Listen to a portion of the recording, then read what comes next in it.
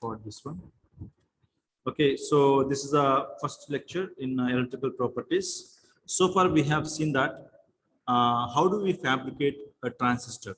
Okay, because the transistor is a very important element in order to make the different applications. Okay, so therefore, what are the different fabrication steps are there that we have seen in the previous classes? Okay, so now the question is that what is the electrical properties of this mass transistor so that we can use it in applications? Okay, so the fabrication part is over.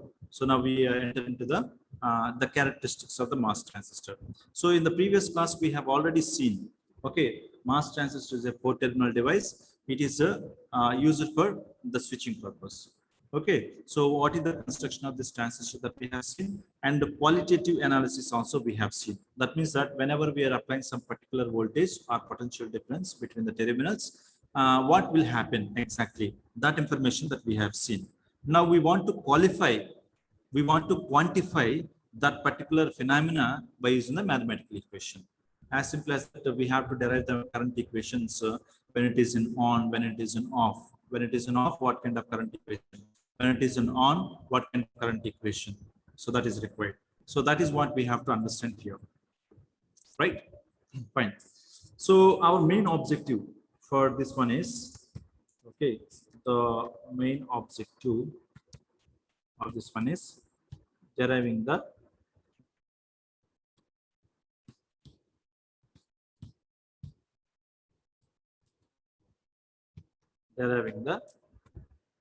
current equation of mass transistor. So for example, we are going to consider here is a NMOS transistor. Okay, same theory is applicable for the PMOS also.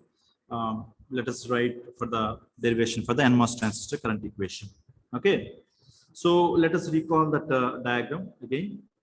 Okay, so for example, here we have a substrate. Okay, everybody knows this. For N substrate, what is the suitable substrate? What for NMOS transistor, what is the suitable substrate? P substrate, right? Don't forget about this one. Okay, now we create a gate oxide on top of it.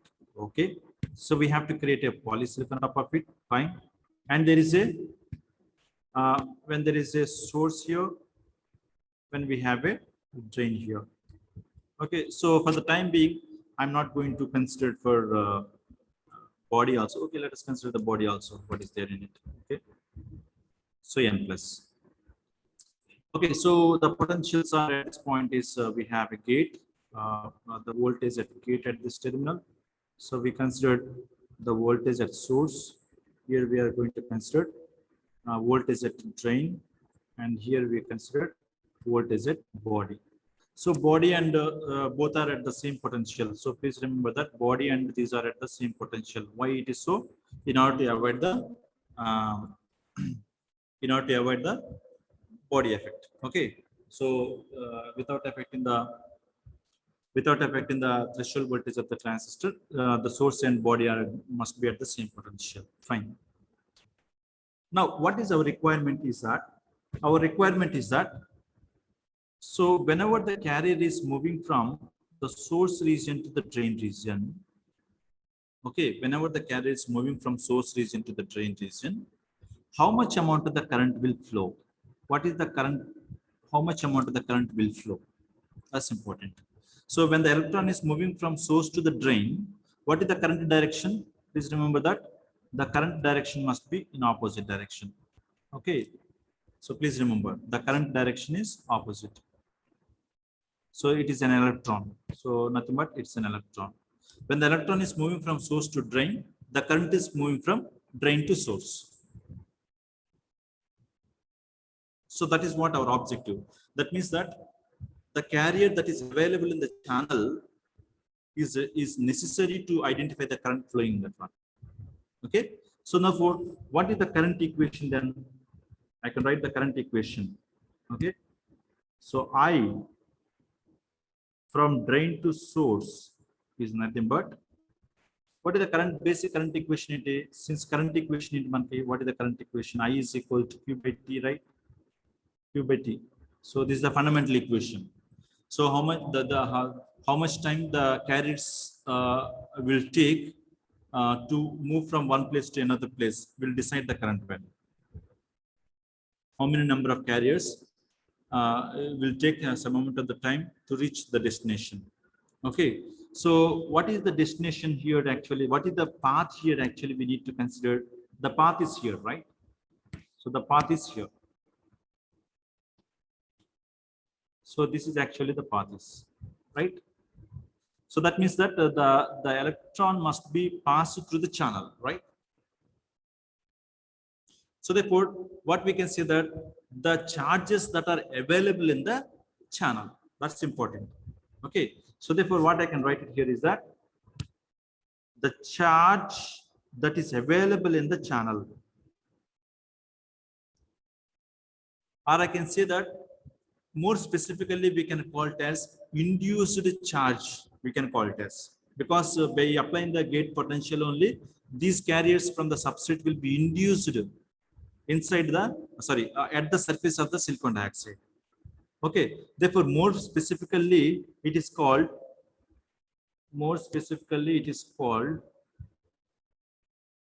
induced channel, induced charge. Are you agree with me? This is called induced charge, channel charge. Are you agree with me? So that charge is very important for us to find out the current. Okay, divided by. Okay, so what is the time here now? This is called nothing but when electron is traveling time is nothing but transit time. Normally we can call it as transit time. Okay, so as simple as this is called transit time. So from carrier, the carrier is moving from source to drain. So the transit time of the electron move from source to drain. So therefore this is called, normally this is called transit time. Right? So therefore our objective is that we have to find out the transit time of the carrier and the channel charge, how much amount of the channel charge is available in the channel. That's what we need to do. Clear? Okay. So for the time being, just we are going to find out the transit time now for the time being. Okay. So tau SD I want to calculate. So it is nothing but transit time.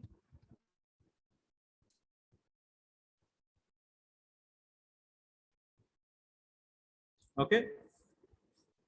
How do we define a time for this one? For example, a carrier is moving from one place to another place. Okay. So this is what the distance the carrier has to travel. Distance D has to travel. Okay. So therefore, for example, if you consider a carrier here, it is starting at this point A, okay, point A and point B.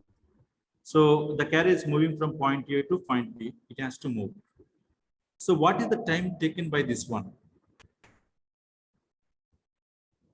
So fundamentally, the time T to cover this distance is nothing but is decided by, actually it is a function of, I can simply write, it's a function of the distance traveled between A and B. What is the distance between A and B? And what is the velocity is having with the carrier? So these two factors are necessary to find out the transit time tau, or time taken by the carrier. Okay, so this is fundamentally, we can write it as something like this: distance D over velocity D. So this is how normally we need to write. Okay, if the velocity of the carrier is very high, okay, so the time less time, within less time it can reach to B, from A to B, right? If the velocity of the carrier is very less velocity, then it will take a lot of time to travel from A to B, right? So therefore, the same fundamental equation that we apply to our device. Okay, so how do we apply this one? Let us write here the transit time tau. I can write it as transit time tau by st. What is the distance between what is the distance that we have to consider from here to here? From source to drain, what we can call it as the distance between source to drain is called the length of the transistor. As simple as that. It is called length of the transistor. The distance between the source and drain is called the length of the transistor. Okay. So therefore, what is the distance here is nothing but it is the length of the transistor divided by, what do you mean by the V here? Velocity of the electron. Okay. So V is directly I can consider V only I can consider. Agree? Now, the question is that how do we, so L is a fundamental quantity, so we cannot define anything above that one. Okay. So only that velocity is not, velocity is a derived quantity. We can derive the velocity relationship different way. Okay. So we can define now what is the velocity. So where V is nothing but is the distance. Here I can write distance. Here is nothing but velocity. So how do we define the velocity of the carrier? So when a carrier will attain the velocity, it attains the velocity because of the electric field. As simple as that. Okay. So if a carrier is moving from one point to another point, that means we have to apply some force on this one. So where we are getting this force to that electron by using the electric field. Electric field is the thing that is required to move a carrier from one place to another place. Right? So therefore, what I can say that electric field, so or I can simply write it as the voltage V is a function of electric field.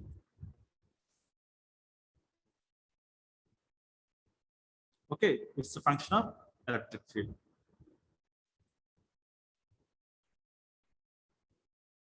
So this electric field in terms of electric field is also in turn, it's a function of the voltage and the distance.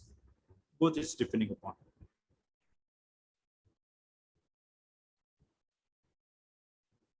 Okay, how do we do this one? Let us now like this. So the velocity V is nothing but velocity V is equal to mu into epsilon. It is already in EDC that we understand about this one. So that means that when a carrier is moving from one place to another place in a medium, okay, of the medium, electric field is required. So therefore, so V is proportional to the of V. Velocity is proportional to the of V. If the velocity electric field is more, the more velocity will be taken by the carrier. Okay, so that is decided by the electric field.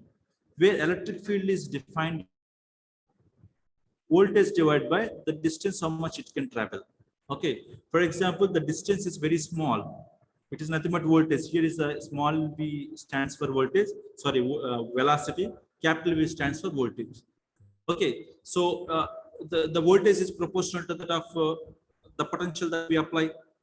How much potential difference that we apply, that much electric field will be developed, right?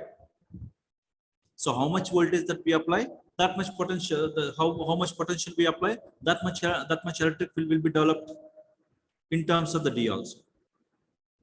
Okay, so I'll write this kind of equations here very easily.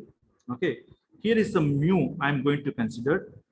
What is the mu here actually? What is the mobility of the carrier? Mu stands for mobility of the carrier. Okay, so mobility of the electron that I need to consider. Okay, what is the electric field that I'm considering about it? The electric field between between drain to source. Please remember that electric field is always from positive potential to the negative potential. That means I'm applying the potential difference between the source to drain, something like this. You can observe source to drain. I'm going to apply the potential difference. That means the drain is at positive potential, source is at negative potential.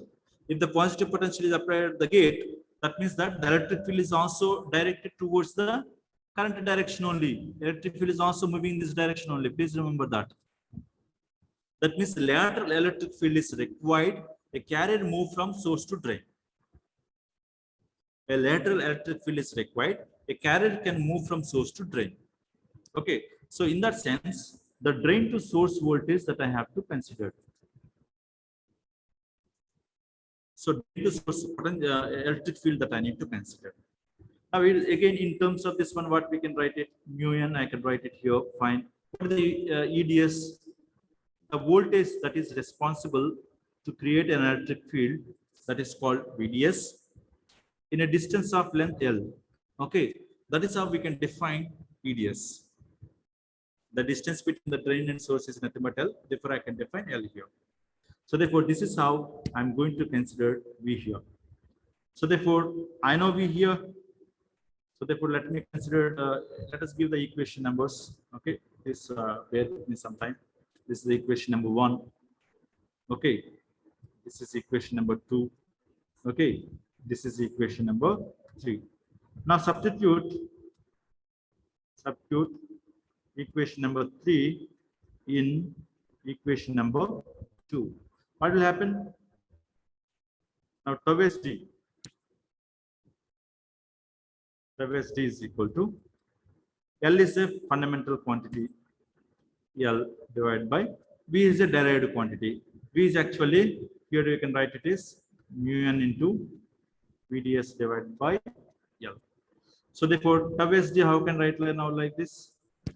Now the tau S d is equal to L square divided by mu n into VDS. Is it clear to all of you? It's a very, very important equation.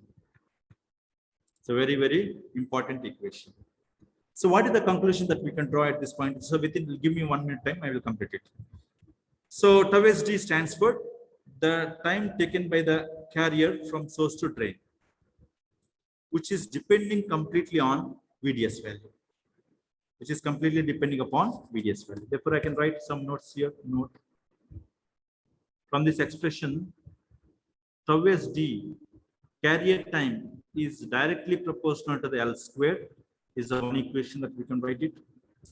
Since mu n is a mobility of the carrier is constant, so we don't bother about it. And the second point is tau S d is inversely proportional to that of VDS. Okay, if you apply a large VDS, what will happen? Tau S d will be reduces. Tau S d will be reduces means what? Within a less time, the carrier can move from source to drain. Are you agree with me? So if the VDS value is very small, very high, carrier will take a less time to move from source to drain. That's the reason why we have to apply the VDS is more sometimes, so that the carrier can move faster to the source drain, the drain side. If you apply a small VDS value, okay, so the carrier will take a lot of time to move from source to drain.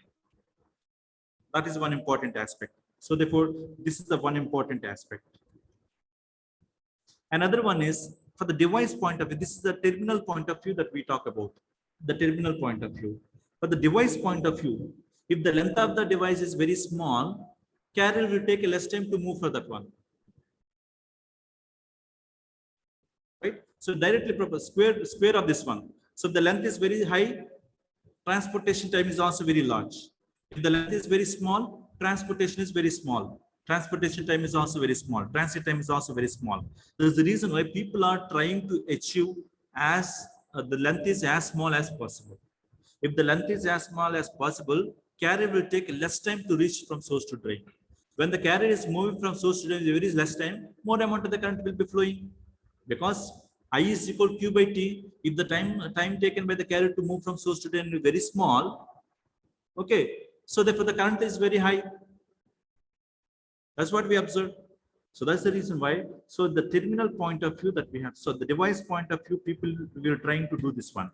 For device point of view, people will trying to achieve this one. For the terminal point of view, the designer, okay, the circuit designer will focus mainly on this one. Okay, so for the terminal point of view, terminal voltage point of view, people will increase or decrease in the VDS value. So please remember this point. Okay. So in the next class, we will look at the how do we derive the Q channel, the induced channel charge in the MOS transistor. Okay. So with this, we have come to the end of the today's session. If you have any doubt, please raise your request through the mail. So I'll respond to that one. Okay. Otherwise, you can personally meet me in the class. Thank you, Anand.